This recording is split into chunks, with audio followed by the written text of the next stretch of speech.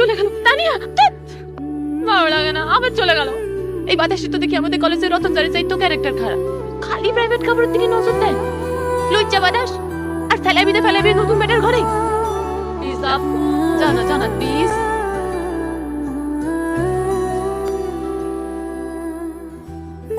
আমার আপুর জামা পড়ছে, ও সরেন।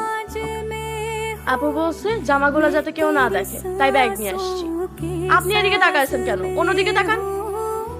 সরেন সরেন। শোন না, কোথায় সেই লোকটার ঘরে কি কি আছে? খাটা ডাইনিং টেবিল ছাড়া তো আর কিছু দেখলাম না আপু। কোথায় সেই মানুষটা বিয়ে করছে?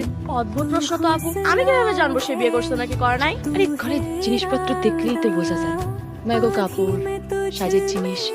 এসব তো কিছু দেখলাম না আপু। আচ্ছা, তার মানে বিয়ে করে না।